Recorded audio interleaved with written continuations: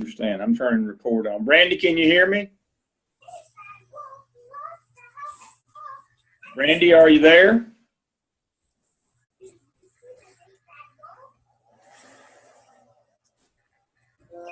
I see Brandy. I can't hear her yet. But yes, Erica, that's what we were talking about before. That's just an invitation. There's also the health department. I'm sure would not be happy that you brought food back to the classroom. I mean, there's just so many concerns with that. That's just got to be an administrative function. You just have to say no. You cannot leave the classroom. I mean, you cannot go back to the food to your classroom. That's a problem. So, you know, we're running a dangerous game with some of this supervision versus duty-free time versus planning time. But you're exactly right. Student safety has to trump, the goal of duty-free time, X amount of minutes a week. It does. But teachers are right in complaining that if I'm doing supervision, that's not duty-free. They are right, but then again, a closer reading of the law says that that's just a goal, and that student safety trumps duty-free time, and so that's why technically it's not violating the policy as the state sees it. I mean, if you don't have the personnel to cover it, I mean, I was looking at scheduling today for Part D, and even though I sat in on it at the end of last year when they developed the schedule for this year, I still sat down and tried to figure out a way to give teachers that 5 hours and make sure everything was covered. But with the fact that we don't have our resource, we have 3 of our resources pretty much for 4 days a week instead of 5 because their schools. It's just not possible. Well, that's why I've said, you can't tell me that you get the same when you start cutting personnel, whether it's inclusion model, whether it's general ed, or whether it's supervision and safety. When you start cutting personnel, you can't cover as many bases. I mean, the first work is if we combine some classes for resource, and then that puts too many kids with the resource teacher at the time. Exactly. But, the first rule of scheduling is every kid's got to be with a teacher every hour. Yeah. And the only way to come up with extra personnel to do some of these things is, like you say, to start grouping classes together. And if you do that, then obviously students don't get the same level of services that they're supposed to get, that they should get, or that their IEP calls for. Right. And that's why I'm not against the inclusion model. I want to be clear on that. I'm not against the inclusion model. I'm against the inclusion model as the way it's being implemented now, as a way to allow districts to cut 30% personnel and say that students are getting the same or better, when we know that that's just not possible. It's just not possible. It's just not. Those are challenges that school administrators have. School administrators, by and large, are not bad people. I mean, it's not like they're intentionally not trying to give students what they need. It's just if you only have so much, and you have to make it go as far as it needs to go. What I don't like is when school administrators look parents in the face and say, you're getting the same or better. That's when we get in trouble. That's when parents get angry, and when we're not being honest with our stakeholders. That gets to that micro-political leadership standard 7. It's kind of the last of the things that we're covering in this class, and we've talked about that. You can't be dishonest with your public, with your stakeholders. You won't last in this business. School administrators trade on their integrity. That is our forte. That is our skill. That is what we are known for. That is the essence of our job, is to be an honest and forthright person and deal with ethics and integrity. You can be a company person or a professional that follows the company line, the district policy, but you shouldn't go over the line and start being dishonest with parents, because parents are too knowledgeable now for you just to be able to tell them anything and then believe it and go on about their business. That's just not going to happen. That's why I'm such a stickler on follow the law. Do exactly what you're supposed to do and be honest and have a rationale for the things that you do. And that's why in Part D, I talk about in my notes and in the template, you need a rationale for any process changes or schedule changes that you want to make, because believe me, teachers and parents are on you on that more than anything else that you do. When you make some kind of a policy or process change to the master schedule, supervision schedule, duty roster, all that stuff, you need a rationale, because teachers will be on you and parents will be on you on that more than anything else. They will question you about that more than anything else, any other decisions that you make. Right. Everybody's obsessed with fair. Exactly. So you have to have a rationale for any process change in terms of how you develop the master schedule, the duty roster, and the supervision schedule, or the actual changes themselves, the rationale for why the changes were made. And it's, you got to have a rationale for your process too, how we arrive. Well, yeah, if you set the process up a certain way, it gives you a certain end. Why do we set the process, a certain outcome? And then teachers ask, well, why did we set the process up that way? You predetermined the outcome by the process. Teachers get smart after a while. They understand that if we set a certain set of conditions and priorities, that there's only one outcome that's going to happen. So not only do they question the outcome, teachers and parents now question the process. Right. What went into making that decision? Tell me about the process. What input was, what factored into that decision? And that's why I stress, not only do you need to analyze and evaluate the final product, the master schedule, duty roster, supervision schedule, but you also need to analyze the process that led you there, because you're going to have to be able to defend both of those. Not only to parents and teachers, but also to your bosses in the central office as an administrator. And so you make sure you follow, the hierarchy. This decision, first is federal law. We had to follow the federal law. Then we had to follow state law. Then we had to follow local school board policy. Then we needed to follow best practices that lead to better outcomes for students, higher student achievement. And then last, certainly not least, but it has to be last, is what teachers want, teacher input, staff input. That has to be last in the hierarchy. Teachers want that to be first, but it can't be. It cannot be first. It has to be last. Those other things have to come first. Sorry, but that's, and that's one of the things you have to explain to teachers. This is the hierarchy. And it has to be this way. I don't have the authority to change. I can't ignore the law. I can't ignore district policy. I can't ignore, the things that get the best student achievement. Can't ignore those things. Those things have to come first. And then if we have any leeway at the end, I can have the opportunity at that time for teacher input, but not until that time, until I have satisfied those first four, which are the most critical.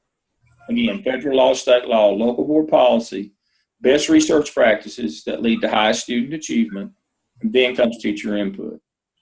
And not only teacher input, but parent input, adult input. That's kind of together at the end of that. But some staffs don't like that, and you'll never convince them otherwise.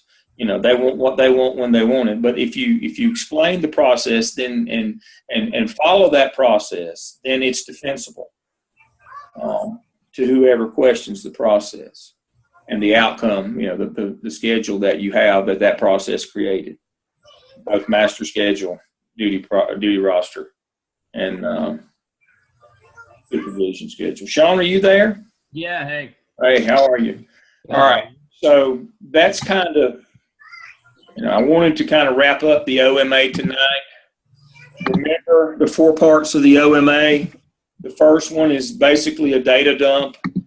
Tells us everything about your school. Student outcomes in terms of test scores from standardized tests, your teacher quality, your discipline numbers, your school safety, safe and caring schools, along with your school profile, what your school looks like. All that stuff goes in A.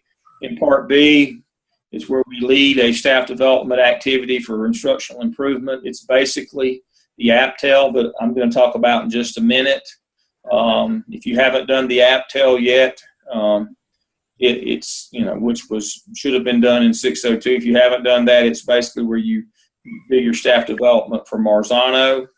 Part C, please remember in component C of the OMA, if you've not done it yet, make sure that you cover at least EC 504. EC 504, your MTSS, multi-tiered system of support for your intervention kids, your ESL kids, and your AIG, academically gifted kids.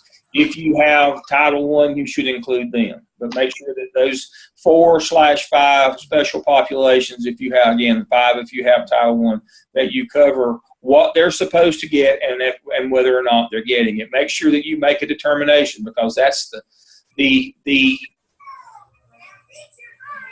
objective of the process in component C is to determine what they're supposed to get, and then if are they getting it.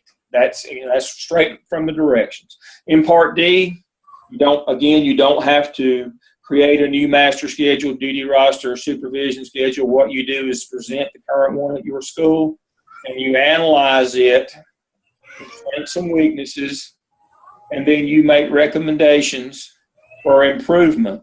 Now, your recommendations have to be based, again, on that hierarchy of federal law, state law, board policy, best practices, teacher, adult input. Now, you not only give strengths and weaknesses of the actual schedule, but of the process that led to the schedule. That's very important. Make sure you remember. Look at your process. How did we come in? What steps went into developing this schedule? Because the process determines the outcome. And if your process is flawed, if the first thing we did was sit down and let teachers give their input on what kids should go in classes and et cetera, then our end product is going to be flawed. I told you this story earlier this semester. If you remember it or not, probably you do. I bore you with the same things. I had a student in Goldsboro who finished this program, and she took a teaching job in the eastern part of the state out of Wayne County, in another county about an hour away, because she was trying to move, and the purpose is if she taught there a year, they would give her a shot as an administrative position. And so she went ahead and went there. She needed to be in that area. And when she got there, she had the third class of 3 in that grade level at that school. It was a small elementary school, had 3 classes, I believe, in third grade. And they had that vacancy over the summer that she took, and the principal had allowed the teachers to divide the kids. So guess what? All the EC kids and all the kids below grade level were in her class. That's what we're talking about. That's not a best practice. That violates federal law, by the way. It also violates state law and local board policy. So they were 0 for 4 on those things. Now they did do teacher input, but they did it first rather than last. You can't do that. That can't be a part of it can be a part of your process, but it has to be in its place. It has to be last. So that's kind of a revision of the OMA. For those of you who have not done the APTEL, I want to review it tonight, kind of odds and ends tonight. I'll get to that in just a minute. I've got screen share on. Can you see assignment Dropbox? Yes. All right. Please remember that once you get to 10 on peer reviews, I put another one up tonight that Erica dropped in. Thank you, Erica. Once you get to 10, you're through.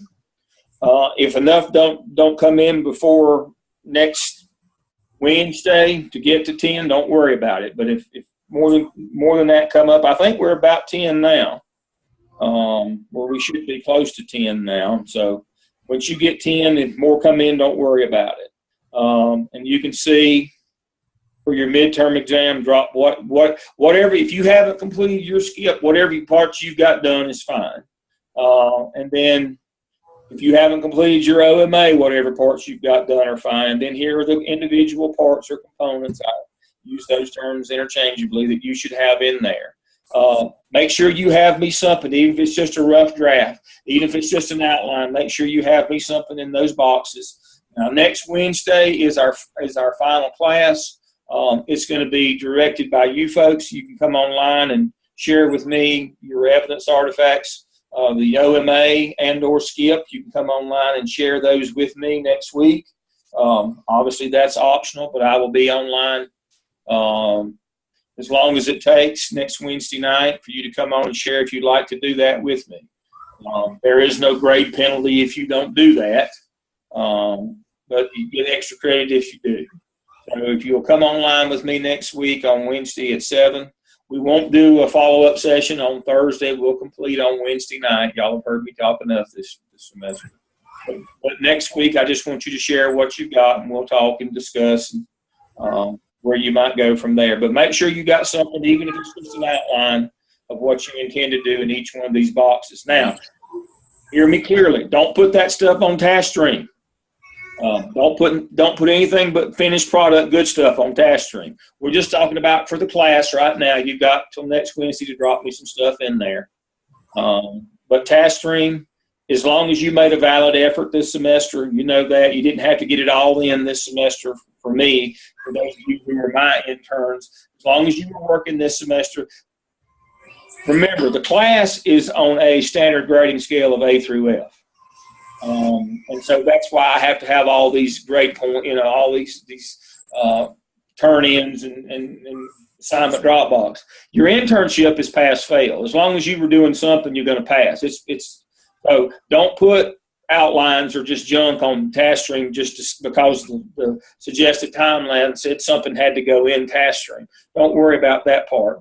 Make sure that for task stream, you only put completed good stuff into task stream. You've got until the end of January to try to get everything done from this semester.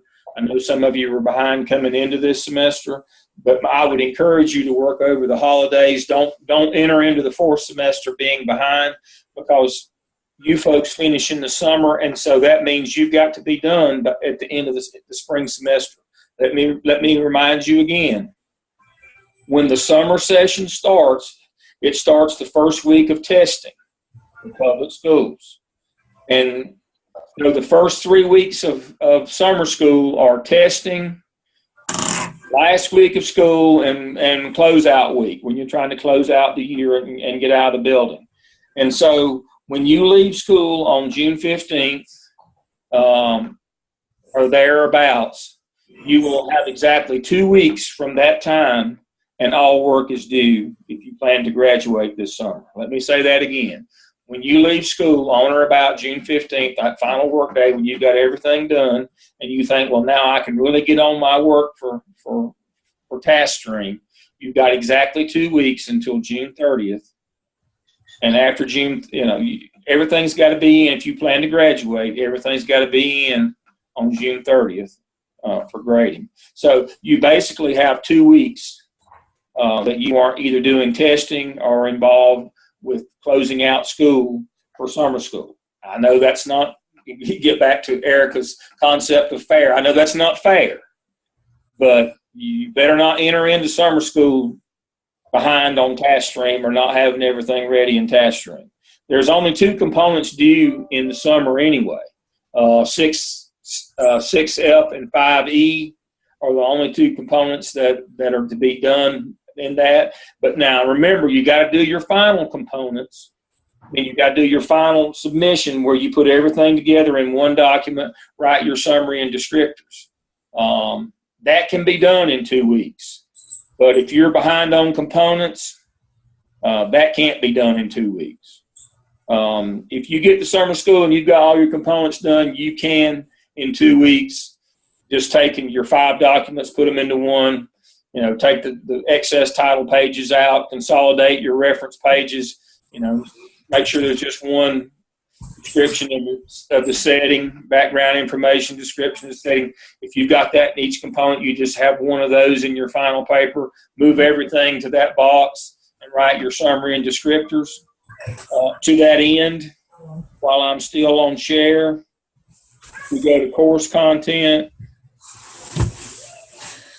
Now, you can go ahead and be submitting your final ones. Once you get all of your components in for any particular evidence, you can go ahead and put them together and put your final one together and submit it. You don't have to wait till 6:05. But if you go to Task Stream Tools, if you want to go ahead, I know Brandy's, she's way ahead of the game. She's got some of her final ones already submitted. Writing task stream summary and descriptors. If you don't know how, there's a button when you get to the final one in task stream. There's a button there, and when you click that button, it asks you to write a summary and descriptors. This document under Task Stream Tools tells you how to do that. We've gone over that before. Let me review it again quickly if it'll pop up.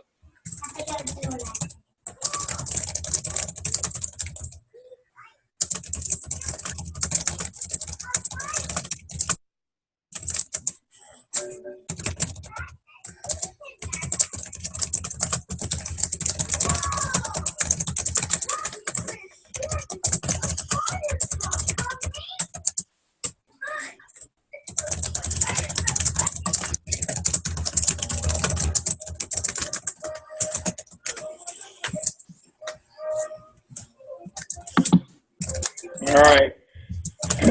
When you go to put the final comprehensive evidence in for all 6 of them, it asks you to write a summary. It's a 3-part summary. And right here is the questions you answer, and it asks you to do descriptors, and here are the 5 sentences you write for your descriptors. Just that simple. Just that simple. So out there are the questions that you answer for each one of those to write your summary. Now, let's see if I can get it to.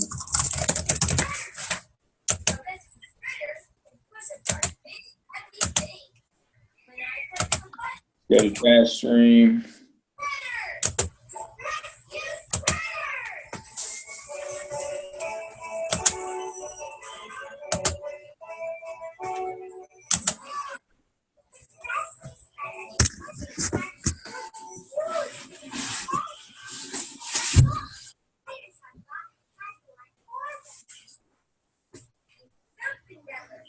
I came in pretty behind. I think I've gotten caught up. I think you are. So can y'all see Task Stream on the screen? Yes. All right, so this is Brandy's. Brandy's already submitted all parts of the app cell, and then the final one, as you can see, she's got one comprehensive narrative here. She's got all of her artifacts here, and then there was a button on this side of the screen over here. That's what this is, and when she clicked that button, it gave her a pop-up box just like this where she wrote her summary and descriptors.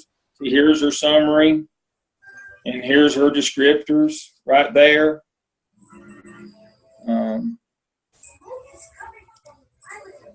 So that's what goes in the final one of each of them. So Brandy's already finished all of the app cell, app tell. She's ready to submit her final skip. She's ready to submit the OMA. See, Brandy's already basically a semester ahead where she's counting them down, knocking out the final ones like you would do in 604, which is good. But you don't have to be that far along. Brandy's my overachiever, and she's my favorite, of course. I think I'm about caught up to her. Yeah, you are. And so, but now, again, Brandy's had a little head start. She's been with me, her and Sean, from the very beginning, so they understood they understood the deal very early, that they needed to get on it and talk to them. Basically, what's supposed to be. We both took it in different directions. But they understood early on that because of starting in the spring and finishing in the summer, that they were basically going to have only 4 semesters to do their evidences rather than the traditional 5.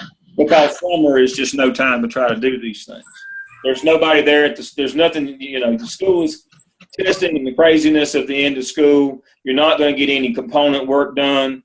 The PLC is not going to meet with you. Nothing's going to happen. If you don't have your components done, they're just not going to get done during that time of the year. And then you got 2 weeks once that's over, and it's all got to be, and it's all over. So, you better go into 605 basically having nothing to do but your summaries, if that. My 604s in Charlotte right now are all just about done. Even though they've got all spring. If you have much left in 605, no matter what semester it is, it's not going to be a good thing. But summer, it's an impossibility. And I hate to say it, but I've had some that didn't listen, and we had to go into 699 with them. Because, I'll make it up in the summertime. When I get out of school, I'll have all the time in the world. No, you got 2 weeks. You got 2 weeks once you get out. And you can't do component work because school's out. I have a question. Yes. If we get everything done, my goal is to have everything done by January. If we get everything done by then and we've met our internship hours, is there anything else that we need to do during 604, or can we go ahead and submit the internship log and all that stuff and be done with it?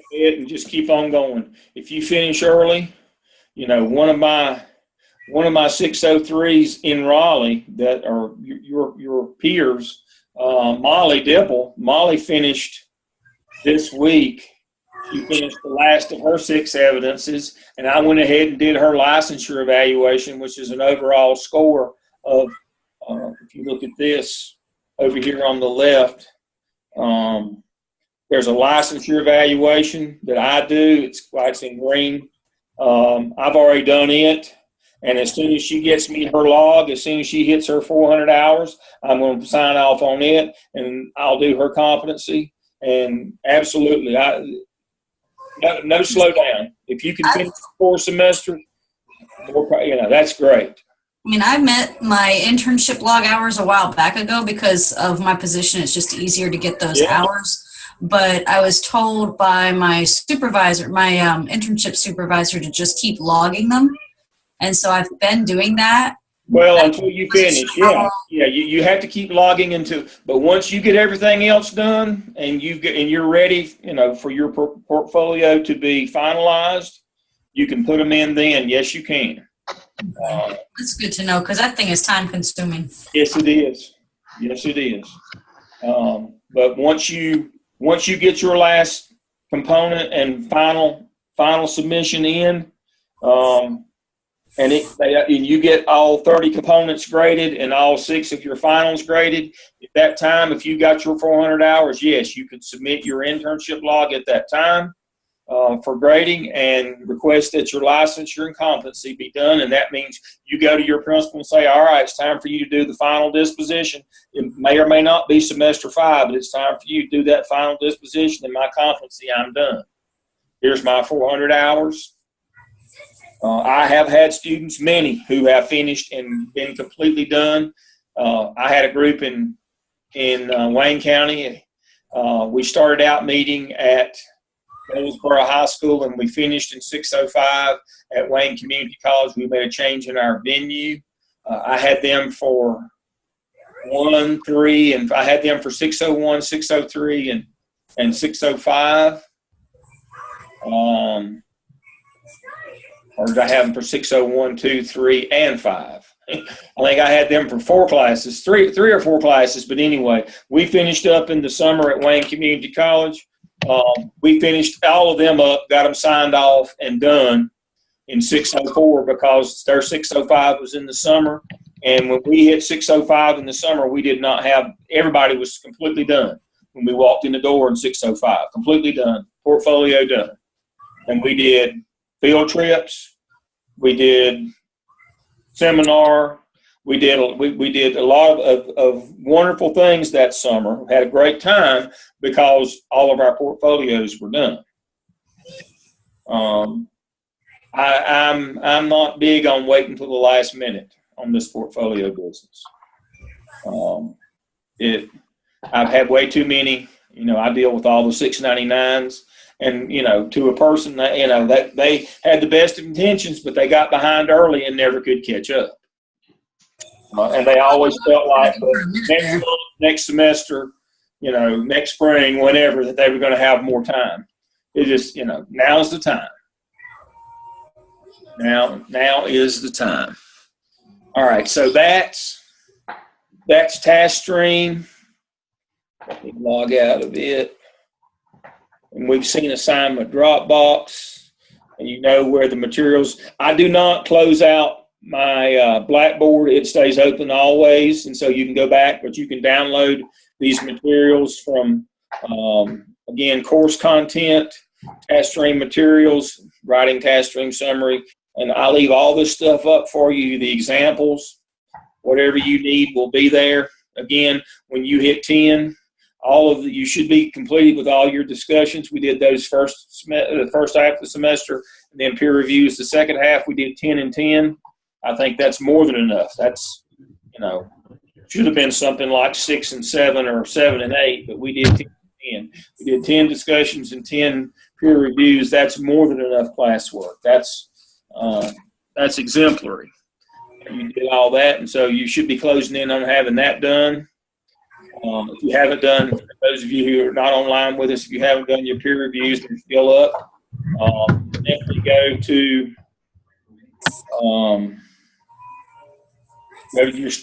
go to course tools and go to discussion board, and then click on the 603 icon, and you will see our 10 discussion questions there. I think most everybody has done all those. But if you haven't, just give us a quick rundown of what you did to meet that condition. Examine a field trip policy, interview an administrator. Here are concerning human resources. Here are the 10 things that we did for our classwork this semester. And then for our Can I ask a question? Yes. So it's 12 questions there. We only had to do 10? Just curious. There's only 10 there. Oh, you're talking about 6-1, 6-2, that's all one question? Yes. Okay. Yep. There's just 10 there. Okay. Those 10. So, yes, these 10, all of these that are here, you were to do. But, yeah. I did all of them except the last one. I didn't do the last one. All right. Get to it if you can. And so there are those. Once you get all of those, something done for each one of those, you're done. And then, of course, assignment Dropbox. This is where the peer reviews go.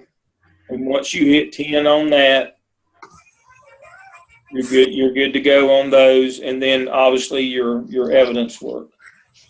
And so that's why I've tried to be consistent and only do an hour with you every week online to give you the other 3 hours that you're supposed to dedicate to the classwork to do do your discussions and your peer reviews, and then you were supposed to find on your own as the other half of the course an additional 4 hours to work on evidence artifacts each week. So I've tried to leave you 3 hours each week other than listening to me for an hour. I've tried to leave you 3 hours to do discussions the first half of the semester and then your peer review the second half. So everybody's pretty much kept up, and that's good. I'm thankful for that. Aisha, I didn't welcome you. It's good to see you. Thank you. All right. Questions about task stream, Blackboard? Again, on these for components, if you don't have anything yet, put me something in there to make the bell ring. Do me a little outline or just a note that says I'm going to do it. This is what I'm going to do or when I'm going to do it. Or you can even just drop the suggested timeline in there or drop the template. I don't care. Just make the bell ring. That knowledge, you got to do that. But don't do that for task stream. Make sure the work you put on task stream is good stuff. Because remember, I have to give you a letter grade in this class. The more of this stuff you get done, the better letter grade you get. For your internship, it's just pass fail. As long as you've been, putting something in task stream for them, you're going to be fine. So that's task stream. That's that. Let's look quickly at our weekly schedule. I think we have covered everything on our schedule now. We've already covered sexual harassment. I did that earlier. We've talked about all these other things here.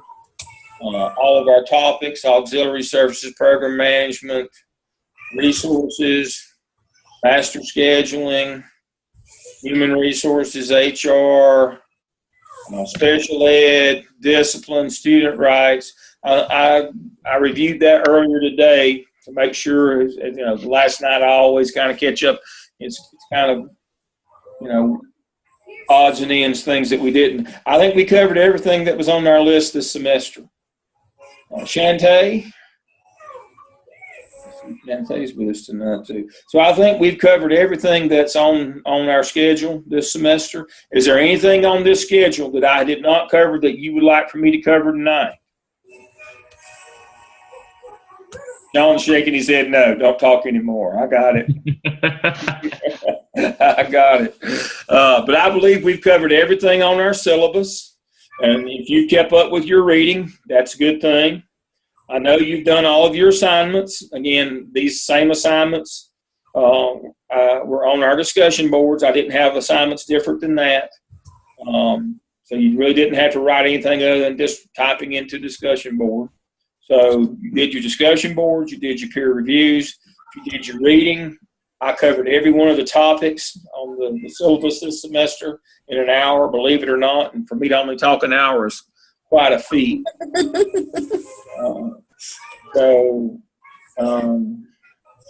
Let me see here. What else? Okay. Weekly schedule, assignment, Dropbox, task stream. Under 605 materials. What have I got here?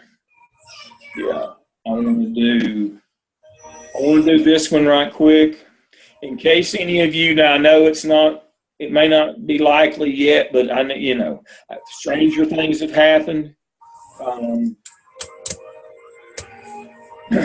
If you happen to get an interview, sometimes schools need a quick assistant principal like an interim, or they hire mid-year an assistant principal. I want to cover some quick interview questions with you right quick. These are the things that you could expect. Generally in the middle of the year, the process won't be a full process. It'll be more of a principal-led interview system. If there's a position available, like a fill-in or an interim to the end of the year, at this time of the year, generally they will not hire you full-time. It'll be an end-of-year contract continuing. It's happened more than one time. It's not happened 100 times, but I've had over the course of the years probably 8 or 10 folks that got hired or at least got interviews during the middle of the year once they had completed a couple of 3 classes. And so we go over this in depth in 605, but I want to go over this. These are the kinds of questions. There's 154 of these, but the things that the first 10 or so, these are the kinds of things that you could expect to have to answer. Tell us about your educational background, your work experience. Why do you want to do this? Here's the trick question. Have I told you what the trick question is before? The trick question is, if it paid the same, teaching and administration, if it paid the same, which would you prefer? Working with students or working with adults? Staying a teacher, if it paid the same, would you want to work with adults or would you want to work with students for the rest of your career? John, what's the answer? There's no good one there. Yeah, there is. But it's not a good one, but it's the one that will not disqualify you from getting a job in administration. I would say administration. Administration, working with adults. Remember, once you're changing careers completely when you stop becoming a teacher and become an administrator. When you're a teacher, you work with students. When you're an administrator, you do not work with students, you work with adults. And so if you say, boy, if it paid the same, I'd just keep on working with students, you'll never get an administrative job. It's a completely different skill set. It's a completely different career. I laugh because that doesn't apply to my situation. Yeah. Yeah. But, you know, when they ask you why you want to become a principal, administrator, or assistant principal, you know, sometimes they'll slip that in, you know, do you like working with kids better than adults or whatever. Don't ever say I like working with, you know, I prefer working with kids. I'll just work with adults because it pays more. Don't ever say that. And then they'll ask you something about parents, especially communication. Remember back to the skip when we had you do the needs assessment, it was about communication. That's the biggie nowadays on parents is communication.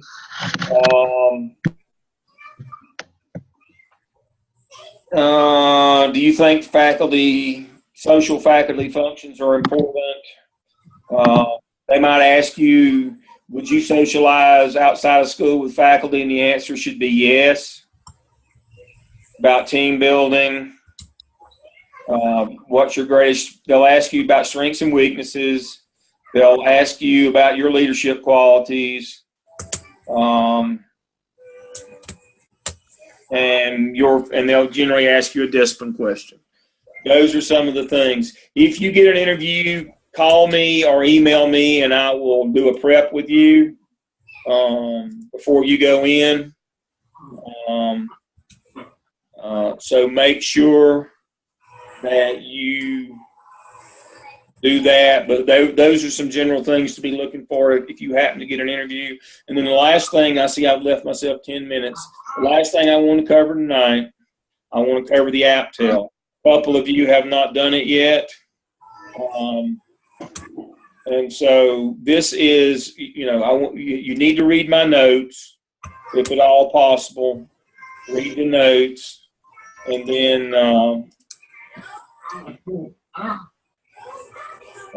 but here is the template. I've already given you this. It's on our Blackboard page. But again, the APTEL is about teacher empowerment. But basically it is the transformational school model, where you utilize the strengths and weaknesses of the strengths of your staff to address the weaknesses of your staff, and you do a shared leadership where you develop leaders in your own faculty to assume many leadership roles outside of the classroom. And so what you find when you do your research on school, on empowerment, there's two types. There's empowerment as a classroom leader, which has to happen first. You have to be a great classroom teacher, a great manipulator of the 9 high-yield strategies from Robert Marzano. So when it says Whitaker, Marzano, and Darling and Hammond in the directions, what they want you to look at for Marzano is the 9 high-yield teaching strategies, which symbolize in North Carolina your ability to be a classroom leader, because that's obviously Marzano and his 9 strategies are the heart of McREL, which is the heart of the teacher evaluation system in North Carolina. We prize those 9 things. And then there's empowerment. The second half of the empowerment function is there's empowerment as a school leader. That's what we want you to read Todd Whitaker, What Great Principals Do Differently. I've referenced that for you this semester. It's actually in tonight's lesson plan. Imagine what coincidence. Whitaker is in week 14 lesson plan tonight for that very reason. You need to read Whitaker on empowering as a school leader. And there's 5 levels of that, and they're hierarchical. The first one is you teach other teachers. You have input in professional development. That means you teach other teachers. And then you are involved in a school improvement plan. And the next level is school-wide policy. That's curriculum. And then the 4th is school budget. And the 5th, the highest level of school empowerment as a school leader, is being involved in hiring process personnel. Now, these two are related. we only want our best teachers to become our school leaders. And so what we do is we identify by using walkthrough observations who our best teachers are at Marzano. And we have them do staff development, whole group, PLC, and one-on-one coaching with our beginning teachers and our not very good teachers. And as we talked about a couple of weeks ago, this is MTSS for teachers. Basically, we put them through a one-on-one coaching, and we do intervention with them before we go to an action plan. We talked about this already. This APTEL, this transformational school model, is MTSS, multi-level tiered support system like we do for kids. That's what it is for teachers. We're basically, we identify good teachers or our great teachers in our building, and we have them work with the ones that aren't. We don't want to fire people. We want them to improve. And that's the whole notion here, is we're going to do intervention with them. So we do intervention. And so if we look at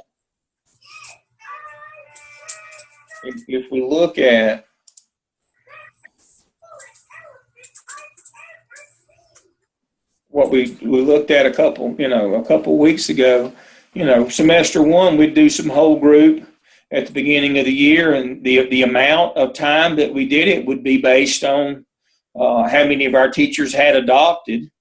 If 75% or more of them have adopted Marzano, then it would just be a half an hour of the first work day. If none of them have adopted, or less than 25%, it'd be an all-day staff development whole group where we'd cover the 9. And when you have a lot of new staff and you're not sure yet at the beginning of the year, I would probably do 2 hours and go from there. I'd probably do 2. If I had new staff and wasn't sure. And then I could adjust that at mid-year. You don't want to punish the many for the sins of the few. You got some new staff and everybody else knows, and you do all day, and the people that already know it, they feel like they're being punished. And then, of course, semester 2, your whole group, your time varies again. If we found out that not very many of them are very good at it, that 2 hours might not have been enough, or it might have been too much. But we'll adjust that, our time at in the middle of the year when we do our second work day to start the second semester. Our PLC work, the least adopted of the 9, and then the second semester, the least adopted. And again, one-on-one peer coaching, we do beginning teachers starting in August, and then in October we add our lowest performing teachers. We add our lowest performing teachers for one-on-one coaching from our best teachers starting in October. And that gives them 45 days, no threat of an action plan.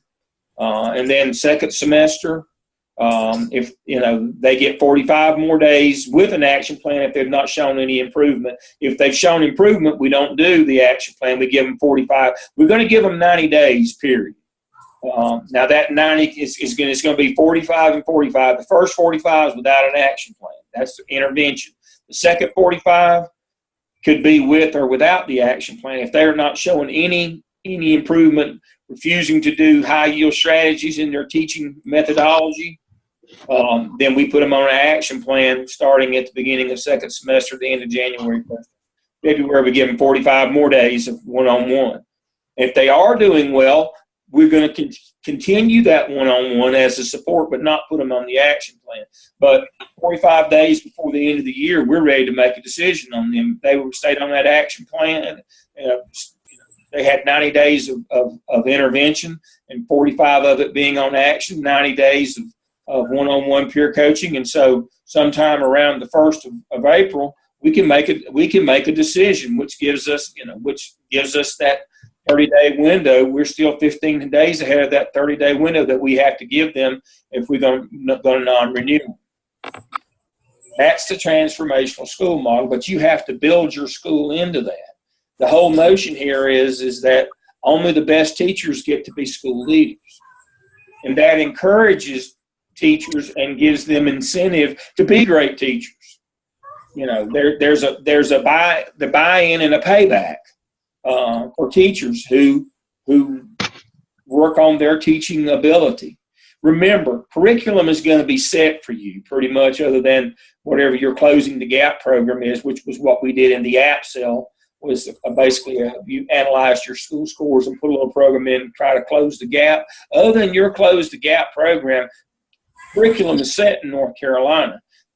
What you do as a principal is not what they teach, it's how they teach to make sure that they are following Marzano. And so that's this whole transformational school model is about shared governance. You have to give people the opportunity to emerge as school-wide leaders as their payback for being great teachers and helping other teachers become great teachers. It's a shared governance 21st century model of transformational leadership. That's the goal of what we're doing here. When you get to 605, it's our leadership class. You will learn more about this, but it's the Aptel model is the personification of transformational leadership, 21st century leadership. That's what it is. And this is the model. This is, as Erica pointed out so intelligently, this is MTSS for teachers. It's exactly what it is. It's exactly what it is. It's a support system of intervention for teachers to get them where they need to be. So this is the Aptel. Clear. You've got this. You've got my template. You've got my notes.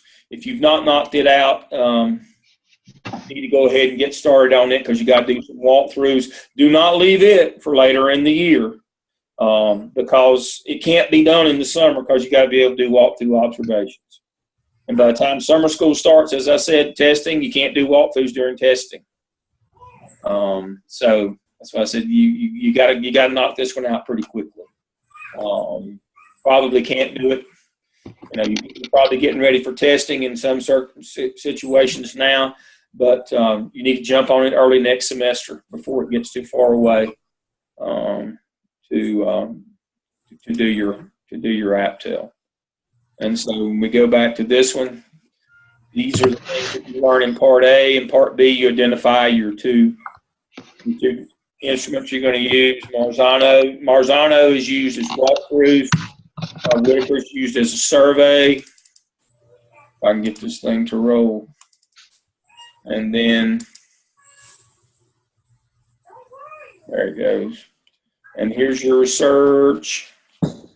And then at the end of your research, you identify your instruments. And as I said, there they are. Those are the two you're going to find.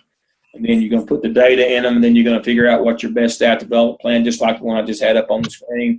Then you're going to write it up, and then you're going to put it in your graphic organizer for your action plan. It's fairly simple. But you need to go ahead and get started on that pretty quickly if you've not done it. All right. Questions on anything that I have not covered? Remember, next week, if you can, join me. And I'm instead of me talking, I'm going to listen. I may have a few questions, but I'd like for you to tell me what you did in your skip and your OMA and what you learned. You say, well, what am I supposed to present? Again, we go back to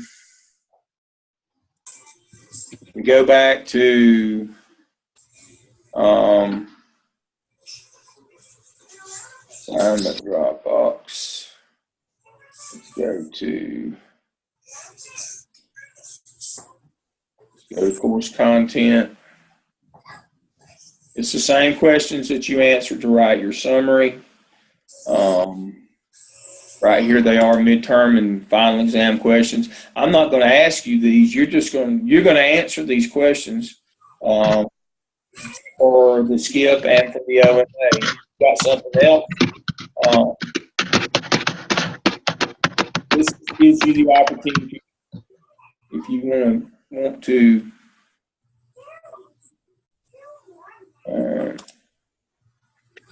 Dr. Lamb, I have a question about the task stream summaries. Mm-hmm.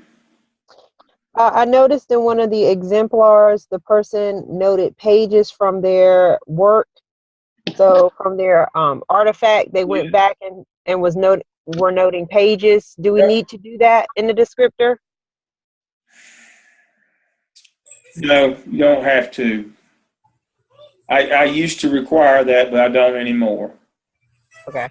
Thank you. When when we did them as holistic projects, when we didn't do components, and we just did a whole paper, it was hard to find them. It's easier to find them now that we do components, because we only read one component at a time, and we know where everything is. When we first started this program, you just sent the whole paper. There were no components, and you might have to try to search through 40 or 50 pages to find the reference point. So back when we were doing whole documents, we weren't doing components or parts. We were just doing whole evidence narratives. We were writing the whole thing at one time. I had them do pages for reference so I could find them. But no, not required now. Good question. But again, for the skip, these are things you need to tell me, who your school and community, your members, what stakeholders you want to target, what's been done in the past, what your needs assessment find in terms of gaps in communication, what are the goals you're trying to move, what's your student achievement goal you're trying to set, family reading night or family math night, and then OMA, there are the things that you would want to tell me from those. And so join me next week. Again, we're only going to do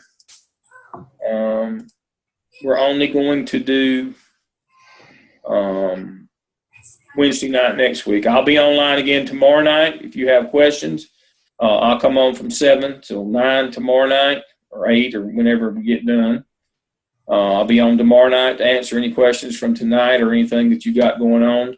Then next Wednesday at 7, I'll come on, and if you want to come on with me and just share what you've got and pop off, that's fine. If you want to stay on the whole time, I'll stay on as long as you need next Wednesday, and then we'll be done. All righty. I hope all of you have a good evening and a good week, and I will see you tomorrow night at 7. Thank you. Thank you. Bye-bye.